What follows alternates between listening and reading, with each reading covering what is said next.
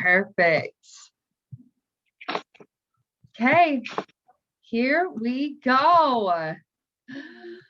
No. Good morning. Good morning. Well, good afternoon here. Yes, afternoon. It is bright and early on a very nasty, cold, windy day. So we are so excited to have this beautiful fire and sunshine on my page. Thank you for joining us for this episode of Vibe Right with Kathy B. This is where we strive to help you learn how to overcome challenges, achieve goals, show up fully despite what life or even society has handed us. This is where we're going to find what it is that lights your fire, that sets your vibe in a place where it gives others permission to vibe with you. The trials, the growth, and ultimately coming out on top. And today is going to be amazing. I am so excited to share my special guest with you today. This woman is powerful. I started following her as a special needs mom myself, and I quickly learned to love her humor, her skincare, and her vibe. I have cheered, I have laughed, I have even cried as she has shared her children's journeys. I have then watched in awe. She did some incredible things even through COVID. So our guest is an award-winning celebrity makeup artist. I want to get all of this right because it's incredible. She is one of Ireland's leading freelance makeup artists whose career spans over 30 years. She has worked with international celebrities, television productions, magazines, and featured articles, as well as numerous well-known cosmetic brands. She has just recently launched her own brand, Journey Skincare and Beauty, and specializes as a beauty blogger for the over 40s. My mom was definitely like, oh, I've got to watch this. As well as a busy career, she is also a special needs mom to 3 wonderful children. Jamie, who is 16 with Asperger's, Joshua, who is 6 with autism, and Molly, who is 4 and has Down syndrome, and has also been through 2 open heart surgeries due to her heart condition. Tetralogy of Fallot. Did I say that correct? You did indeed. She shares their journey and advocates for them on their Instagram and Facebook. So you'll get a link at that at the end. She focuses on their abilities and not their disabilities. And she does a phenomenal job at this. So can we get a huge sunshine, warm welcome for Ms. Rhona Cullinan? If I said your last name. You did indeed. Yeah, you're actually, nobody ever gets that right. So well done. Okay, say it for me. Rhona Cullinan. Cullinan, yes, I love it with her accent even better. So thank you, welcome. Thanks so much for being here. Very excited to be on. How's the weather on your end over there? It's nasty here. Actually, a sunny day here. It's the first sunny day. We have had rain for like 3 months nonstop, and tiny bits of snow. But it's actually sunny today. It's actually quite nice today. Thank God for a change. Good. Gives us a little bit of hope, right? It's still freezing, but it's sunny. Awesome. Well, you are just so gorgeous, and you've done some really big things lately. And I know I have a bunch of questions for you, and we want to make sure we get them in before the kiddos come back from school. And so we're just going to kind of get started. I just express my gratitude for you. I know this takes time out of your day, and I really am just so grateful for this opportunity to share a little bit of your world with people in my world, and hopefully we reach new people as well. Fantastic. Yes. So you've done some big things lately that are really exciting. Have you always been a go-getter? Have you always just had this drive to push and go and pursue things? Well, at 14, I got a job. Now, we're going back a long time ago. At 14, I got a job washing windscreens in a local garage, and I made a fortune doing it. It was before car washes and all that sort of stuff. So I always had a bit of entrepreneurial, but in me, I worked since the age of 14. Then I got a job part-time in an office, which I stayed there for 7 years after I left school, and became an accountant. Well, I did accountancy when I left school initially. But yeah, I always started my own business. I love to be busy. And I'm like, I haven't even started yet. But yeah, I've always been working for myself. So I love that. I love when you can see that passion that has come and it's just driven you into all these amazing things. And I would definitely say you keep busy. That's for sure. Awesome. Definitely. So you have just launched a skincare line. We'll kind of talk about it soon. But growing up, were you into like makeup and skincare and all these things? Or is this something you developed a passion for as you got a little older? So if I'm very honest, skincare, no. But back in the 80s, like skincare wasn't a big thing, you know, No. if you were looking to take your makeup off. So I didn't grow up in a big skincare. My mother doesn't really wear makeup. She doesn't really have, like, she still uses soap and water. Um, like she just, that's her routine. Yeah. So no, we didn't grow up in that. I was into makeup all right, but no more than everybody else. But when again, going back to that time, there was no such thing as a makeup artist in Right. Ireland. You were a beautician who did makeup. No. So I did always have a love for it, but I never thought I could be it because I wasn't artistic. I could never draw. I still can't draw a house. I'm not an artistic person at all. Don't That's do arts and crafts or anything like that. But what I love is probably I have a good eye for things, so I can see something and I can see how it could be better. So I that's what I enjoyed, and I enjoyed bringing out natural stuff in people rather than plastering them with stuff. So I ended up going to beauty college, and I only liked the makeup part. I didn't like the waxing and it was okay, but I didn't really like everything else. But I loved the makeup part, and I was like, okay, this could be good. At the time, then there was about 3 freelance makeup artists in Ireland. Like that was it. okay. And I decided I'm going to be one. So I kept my full-time job doing accounts. Because when I left school, my career guidance teacher said, like, what are you going to do? And I was like, oh, I don't know. I'd like to do this. And she just said, like, what does your brother do? I said, oh, he's an accountant. I think you should do accountancy. That was our career guidance. So it was never really an option to be a full-time makeup artist then. So I did beauty college by night and I worked for my brother during the day. And then when I finished that, we had a beautiful, amazing makeup artist, Louise Constad, come over from England and did a weekend course. And I did that course, and she gave me such inspiration. Also because I was a biggish girl, she was, I felt I could never be cool enough to be a makeup artist. Right. I couldn't wear the funky clothes. I'm 6 foot tall. I was awkward. I was, I never felt cool enough to be a makeup artist. So she totally put me at ease with that, and she loved my makeup, and she's still a friend now, and we still chat now and again. So she gave me the inspiration. So I started doing freelance makeup, and here I am still doing it 30 years on. And I love it. I gave up. Amazing. I love that you say that you were not creative, that you're not artistic. I won't say creative, but you weren't artistic, but you're able to see this and then you have a passion for it. And so you still apply yourself despite the normal of what you think people should have in an industry that is creating the most amazing faces, really. I'm lucky if I get both eyebrows to match these days. Well, I did a lot of teaching over the years, and you can teach somebody how to do makeup, but if they can't see it, it means nothing. If they're just plastering onto a face, it's nothing. You have to be able to see what the person needs and bring that out. And for me, it was always about bringing out somebody's confidence in makeup and making them feel good in themselves. So I've always had that part of me has always been huge. I would say I'm quite a spiritual person.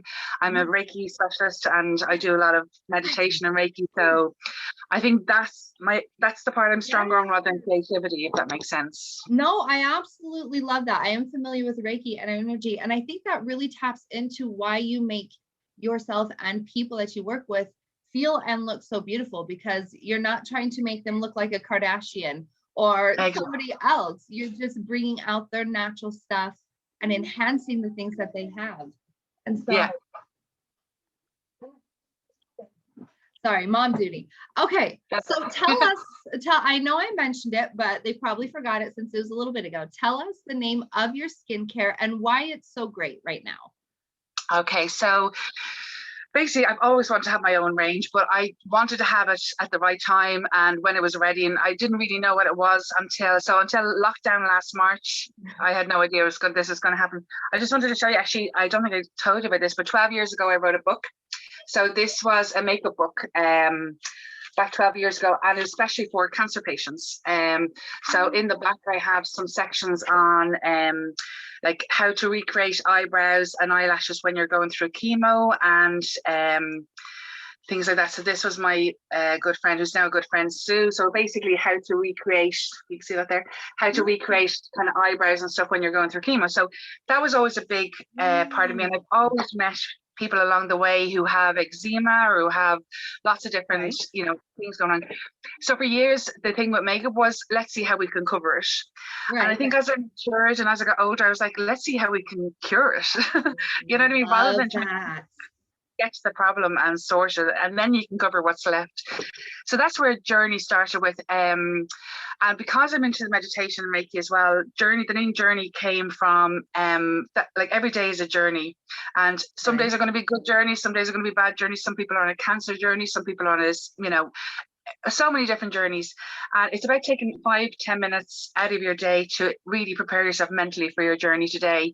And with the skincare, so it's a skincare and beauty range called Journey, funny enough. Right. So Journey Beauty, but the products themselves have a lot of a spa feel to them. So they're all natural, all chemical free. So they're suitable for people going through chemo, going through radiation, or who have extremely sensitive skin. But they also smell divine, with all natural ingredients. And when you put them on, honest to God, I'm going to have to send you over, but when you put them on, Yes. it just feels like you're being taken away to a spa. And especially when lockdown hit, I was like, this is perfect, because if we don't have a spa to go to, and I love my spas. And it's nice to have a bit of time out for ourselves, especially as special needs moms, to take time out for ourselves. So yes, I developed this range. I had a manufacturer in Ireland here. I wanted to keep it Irish as much as possible. Right. So I met Louise, who manufactured it for me. She creates the products for me as I wanted them. And we have a fantastic range, and it's been going great. So I also have then like a beauty range. So we have like loads of different lashes, and they're all again suitable for people with no eyelashes, because it's magnetic liner and it's a glue liner. So you don't have to have lashes to use them. So it's suitable for everybody, but it's kind of really covers people who can't have that. Right. But the soothing skin salve that I have also has been like literally showing people, like literally getting rid of eczema, getting rid of acne scar, toning them down completely. They've had great results with them. So I'm thrilled with how they're going. So but again, it's back to the whole thing about making somebody look good and feel good, because people are so conscious of, you know, when they're going through things. And it's flared up. That's amazing. I actually currently have a cousin who is going through, she's almost through her 16 rounds of chemo before moving on to that next stage. And I had a really good friend go through that as well. And one of the hardest things was the fact that they lose their hair and they lose this sense of feeling feminine, of feeling beautiful. And I love that you have focused in on that, because not enough of the beauty industry is focused on magnifying what they already have and who they are. And so I think that's an amazing thing that you're doing. And actually, I'm going to have you show us that book again at the end, because I think I will grab that for a few people I know as well. So that's incredible. That's your heart. You can tell your heart is just pure gold, and you are being blessed with creative ways to use that and to use your passion for helping people heal. And that's amazing. That's really awesome. I've never gone to work a day in my life. I don't consider that I work. I love what I do. So it's great to have a job that you absolutely love what you do. And I suppose that's just something I say that's probably more the side of me than creative. So whatever it is, it's working anyway. So right. And so can we order those here in the US? Are we able to get them in the US? Yeah, absolutely. Yeah, no problem at all. Okay. Yeah. Great. So I'll throw up the link at the end, and that is where you'll be able to connect with her and look at all of her stuff and then place an order as well. Okay. Fantastic. So we're gonna dive a little deeper into the personal life here. We're both mamas of 3. We both have 2 boys and then a little girl. My oldest has special needs, and that's been a journey, but each of yours has their own unique needs as well.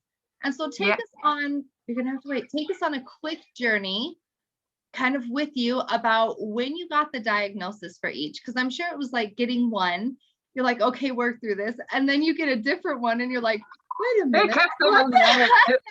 It was the gift that kept giving. So I had Jamie when I was 30. I became a single mom with Jamie. And we didn't know, I didn't know he had anything different. He was a normal child as such. It was only when he was around 6 or 7 that we were having lots of problems with the school. When I say we, it's myself and my mother kind of raised him. So We had lots of problems with the school where he was getting angry, he was getting hidden out, he was disruptive in class, and he was doing different, like not normal things. He was also really literal. So if I said to him to go and throw the dishes in the sink, like 2 seconds later, I do it. And I was like, okay, don't literally show me somebody you told me to. And, you know, he didn't do surprises, you know, even when Santa arrived at Christmas time, he'd walk in and go, oh, there's a toy that I really wanted, and there's another. And it was like, whereas I could hear the neighbors going, wah! So there's always something that wasn't, you know, not normal, I hate that word, but something was different. So at around 7, I had him diagnosed, and they said he had Asperger's. So it was so much easier after the diagnosis, because I could say, okay, and I had to be careful not to put everything down to Asperger's. It's a really big mistake people make, going, oh, that's just, they can't help it. Yes, he could. So he was quite a loner, still is. He has one really good friend, but the amazing part about Jamie is Jamie's now 16. And what I love is we have the most amazing relationship, because Jamie can turn around to me now and explain how he thinks. And for years and years and years, I was getting him surprise trips to Euro Disney. I was getting him surprise, you know, big, huge PlayStation TV center. And he'd walk in every time and go, all right, okay, thanks, you know. And I was like, but I kept expecting him to be, like, I'd get bigger and bigger with the surprises to make him.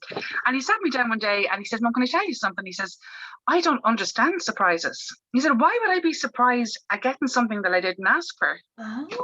I just went, wow. I went, oh my God.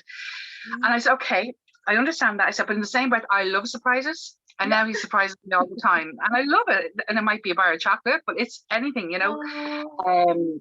So he's really helped me to understand what autism is and how it works. And he just thinks differently, and that's fine. So now that I've stopped expecting him to do what I want him to do, it's been so much easier. So then I met my partner, and when I was 40, going on 41, we decided to have another baby. Or have a baby, and he's not the dad of the first one. So we went anyway, and we had Joshua, and Joshua was a bubbly little, funny little kid, great crack, and did all the normal things. There was a few differences, but again, because I was used to Jamie, I didn't really see them as differently as such. And when he was 18 months, though, literally 18 to 20 months, within a week, he just lost all his voice. He lost all his babbling. He started flapping. He started walking on tippy toes. He started, he couldn't hear us. I'd be calling his name. He didn't hear me. He literally completely regressed and totally withdrew into himself. And around that time, so when he was around 18 months, I was pregnant with Molly. Okay.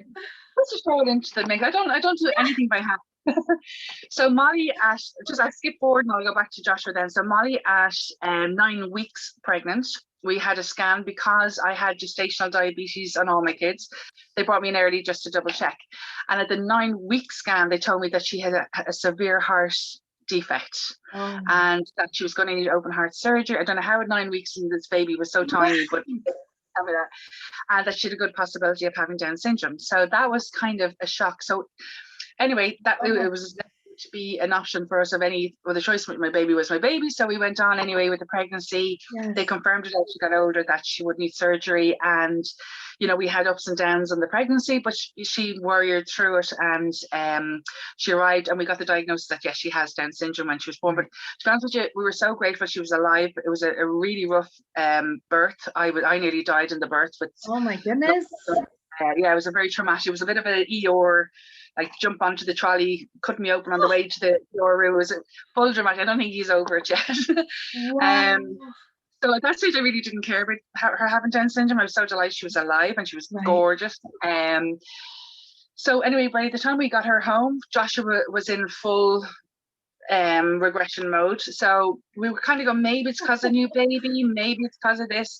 But then after time, and I started a blog for Molly then at this stage, following Molly's life, that I was following other autism mums and other special needs mums that I saw other kids, and I was like, he's doing what Joshua did, you know, and I could see he has autism. So it was quite easy to accept it, to be honest with you, because I kind of went, well, again, it's putting an explanation on it, why he's.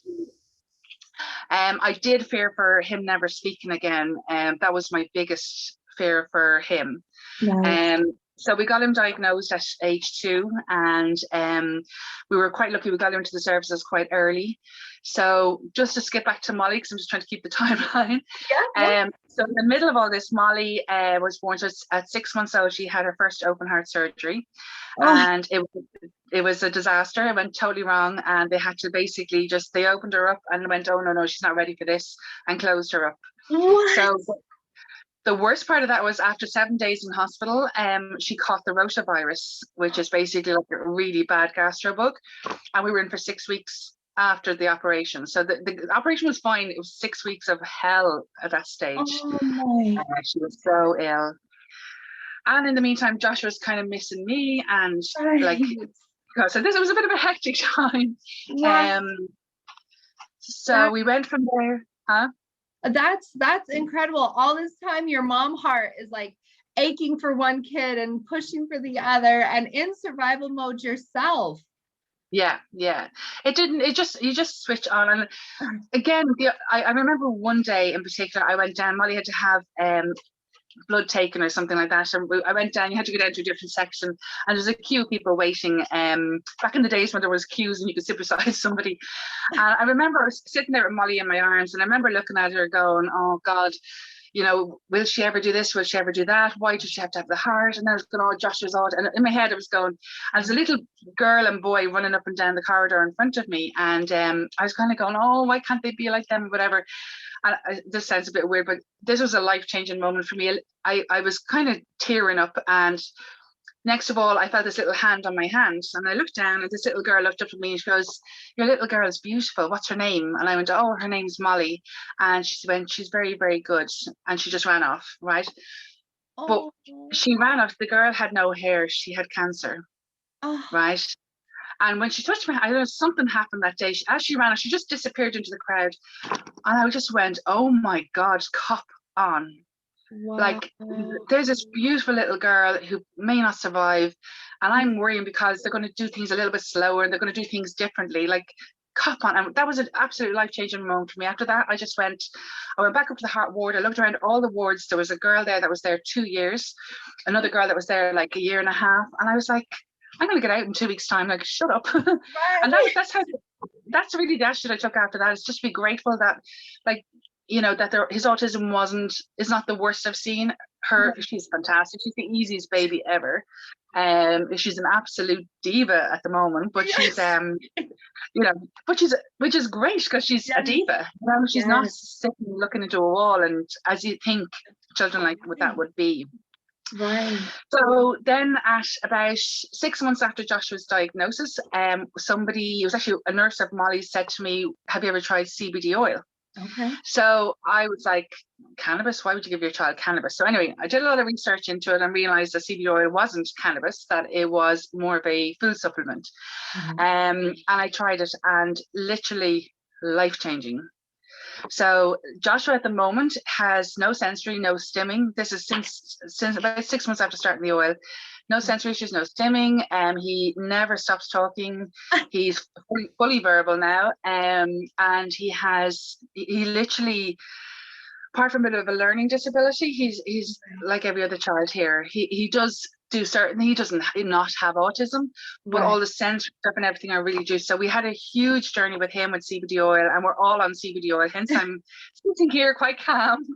And that has helped me through an awful lot of the last few years. So so Molly had a second surgery after that, which was very successful. She was in and out in a week, and she's doing great. She's had a few stents in, and she'll be monitored, but her major surgery's over now. And they're both doing fantastic. They're great.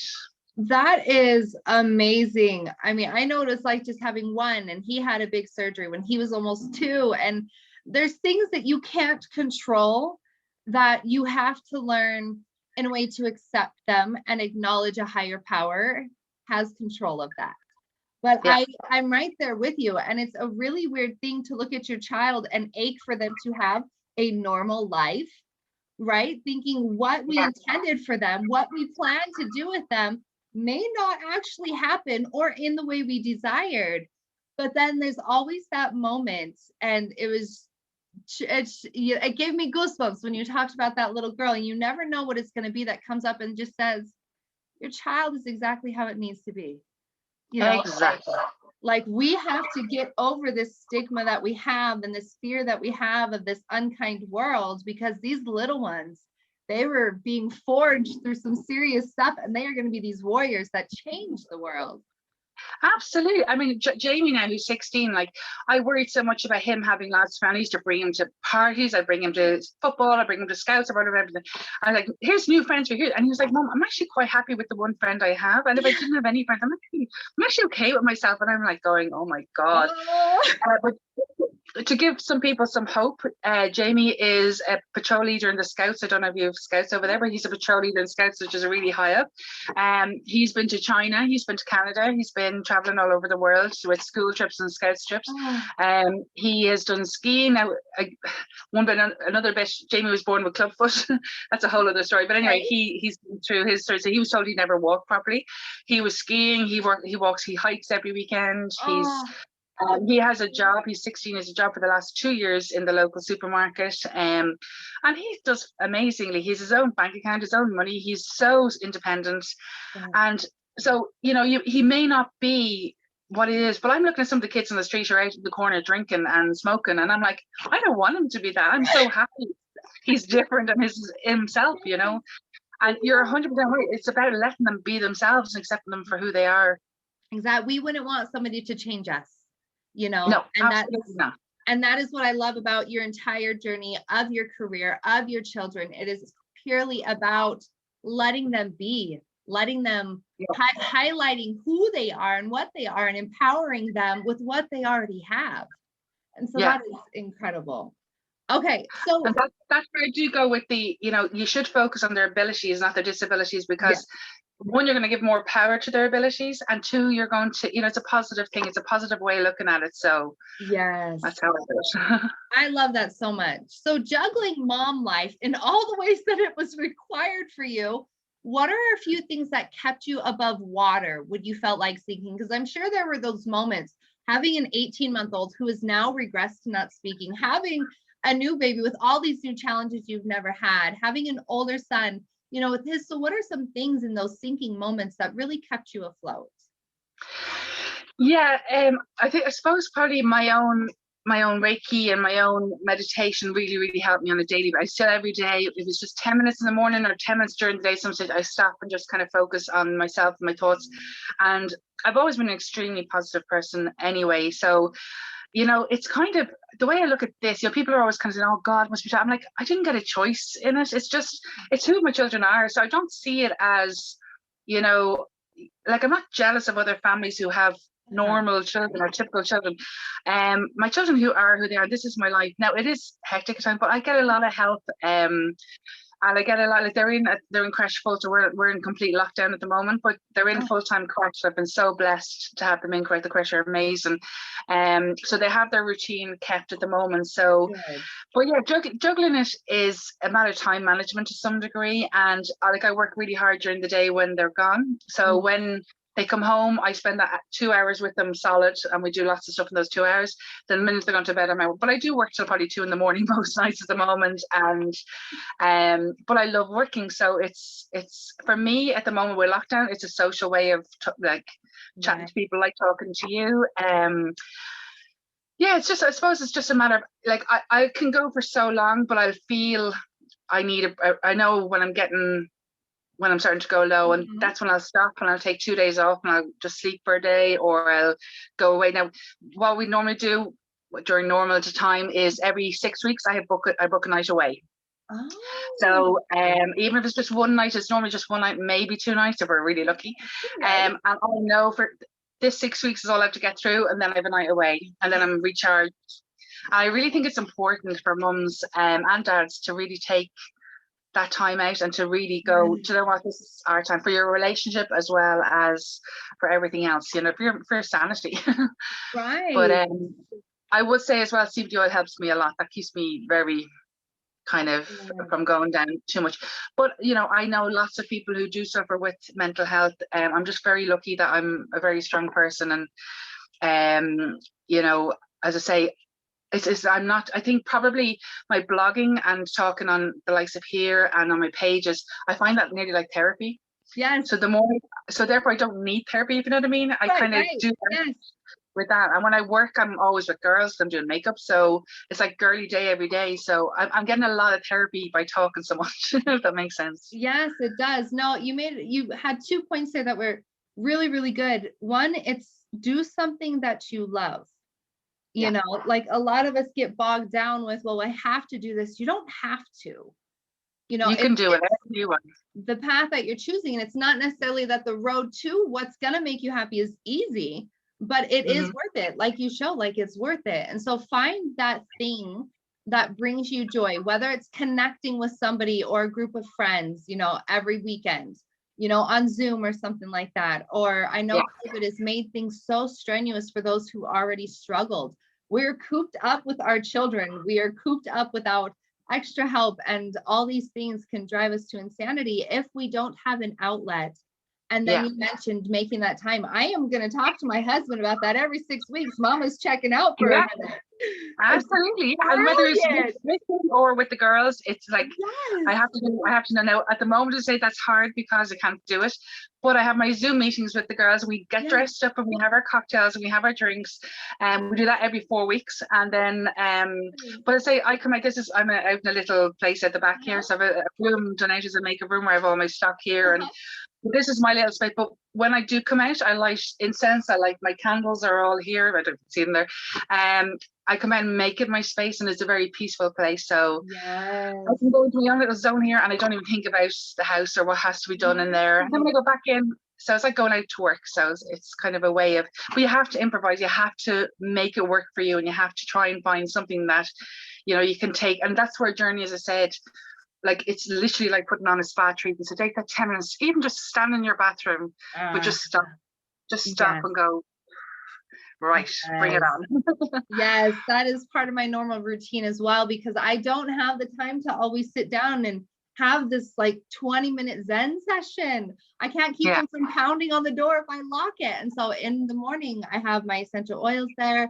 I have my moisturizer I love, the stuff I rub on my body, and just those moments with yourself, positive touch, things on your face that really just feel good and smell good. It can do a lot for you. That self-care in that 5-10 minutes, even if kids are running around, is a very powerful and also thing. On YouTube there is millions of videos. So I always have one earphone in when I'm washing the dishes or anything like that. So the kids will be up, I can hear them. But when they're clean and they're quiet, stick an earphone in and listen to some kind of positive, you know, there's loads of positive what's the word? Videos that give you kind of that motivation. You know, they're really good. I'm always listening to them in the car. Every Oprah is amazing. You know, even if it has self-help book or anything, it just helps you to stay afloat. I love that. So go find something you love to do. Listen to motivational stuff, because there's people out there who have survived this and they're giving us tips like, you know, Miss Rhona. And so do that and then find time for yourself. Okay. So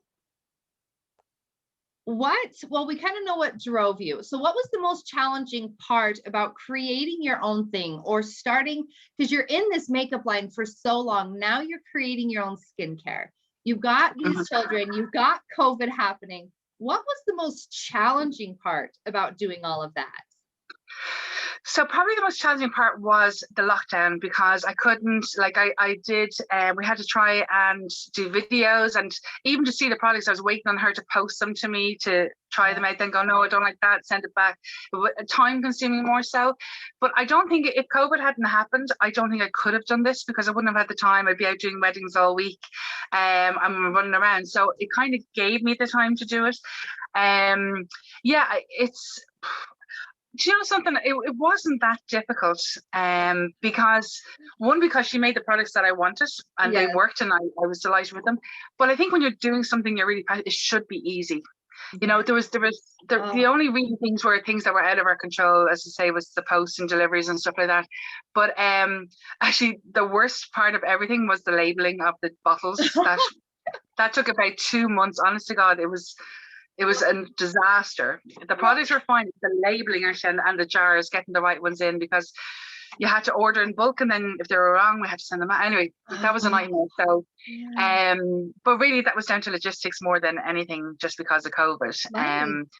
But yeah, no, it was fairly easy, and it's flowing ever since. And I've learned to go with my gut, and if something doesn't feel right, I don't do it. That was the biggest lesson I learned in life, was follow your gut. And for years and years and years I didn't, and now I am. And it feels a lot better, doesn't it? A hell of a lot better. Yes.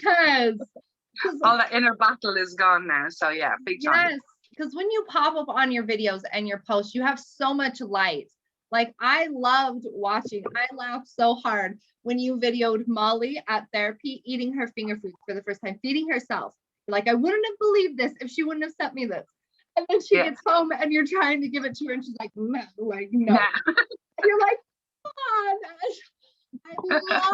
I love the things that you share with us. I love seeing her, dance and walk, and her and Josh, they have that relationship. They may not be running down halls yet. You see him cuddling her and her kissing and singing to him.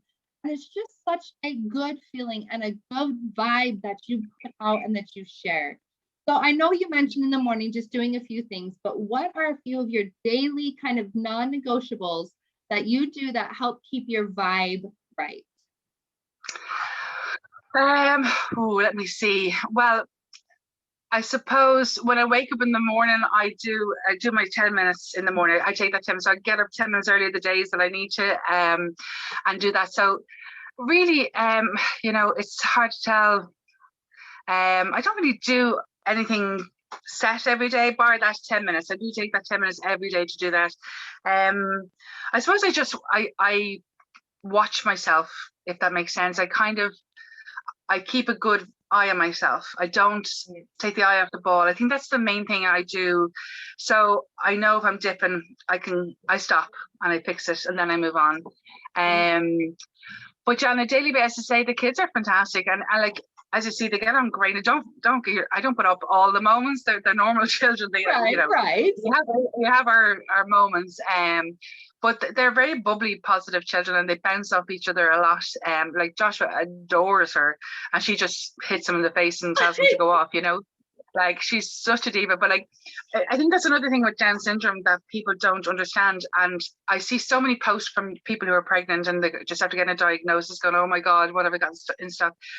And there's a huge difference between autism and Down syndrome. They're nearly opposites, but for me, what Joshua lacks, she makes up for, and what she lacks, he makes up for. They kind of yin and yang together. Okay. But with Down syndrome, you really stop and appreciate, because it basically just means they do everything a bit slower. Okay. It takes them longer to walk, it takes them longer to talk, it takes them longer to eat, it takes them longer to do things. But they do it eventually, and I think with what I've learned to do is appreciate those tiny moments. So like that, the first time she was age 4, putting something to her mouth, like, we had a party, we celebrated that so much. And I think we take that for granted a lot with our kids that just do it normally, that don't have that struggle. Right. And it really slows you down and kind of makes you really watch them and really appreciate them. And even with Joshua, his first words were when he was 4. He's still doing his first still, and like, that's one thing I think when you're going to become a special needs mom, it's about taking that time and realize you're given an opportunity to actually appreciate your children and not just wish the years away. Right. So I do spend a lot of time with them doing that, to try and I get a lot from that, because I enjoy watching her do her little bits. And I know I get very excited about the food issue, because I'm just dancing the child. The child has never eaten chocolate. I'm like, how is she my child?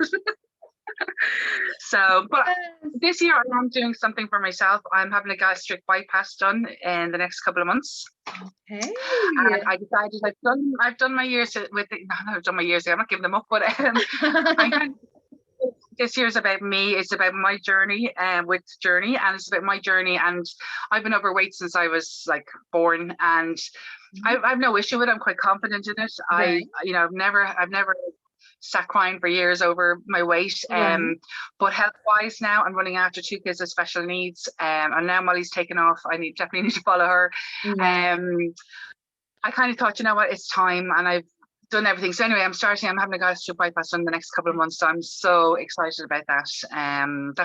This is my thing this year. So I do little things like that for myself, and they're, Right. you know, they're my goals and my achievements then at that Right. stage. No, I loved, and you've said it a couple times, especially a few questions back, is you keep a check-in for yourself. So it's not that you run ragged and then fall off the cliff and then pick yourself up.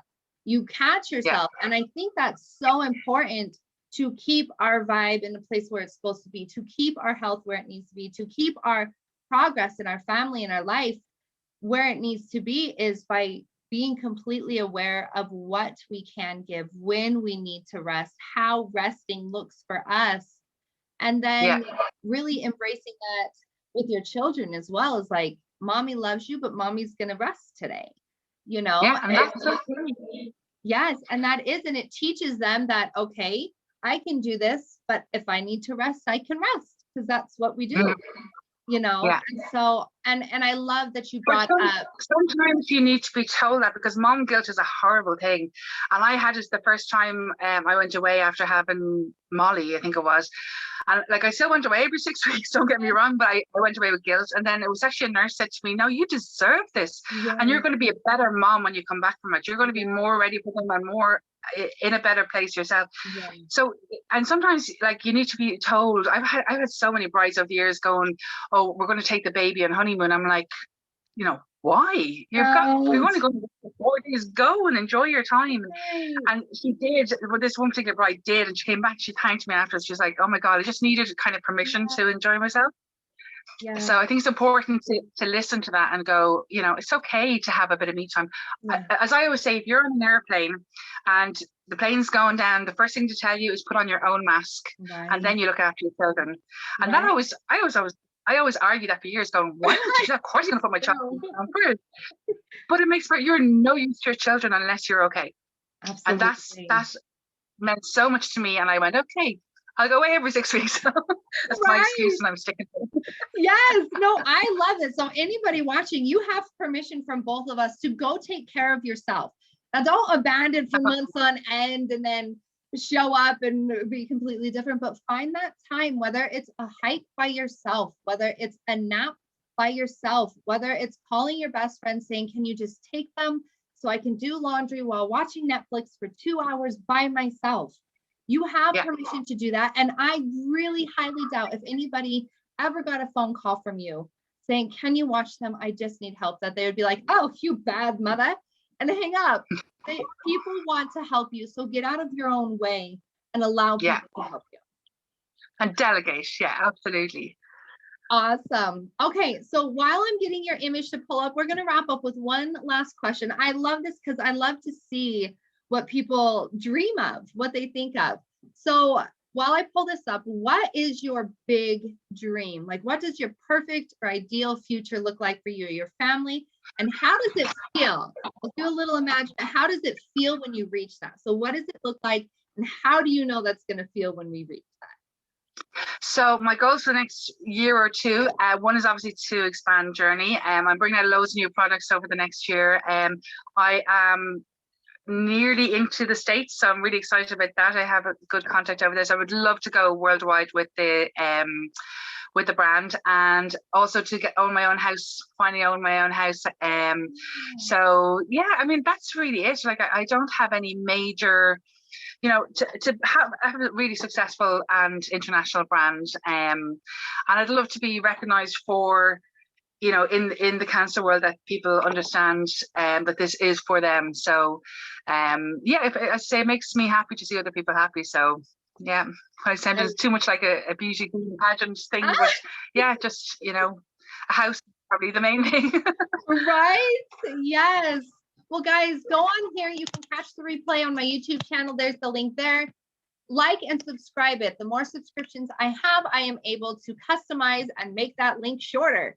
But go to the link at the bottom to follow her. It's her Linktree account. It's got all of her information, her skincare line, her links to where you can follow her and be inspired like the rest of us. I'm pretty sure it talks about her CBD oil and things like that as well.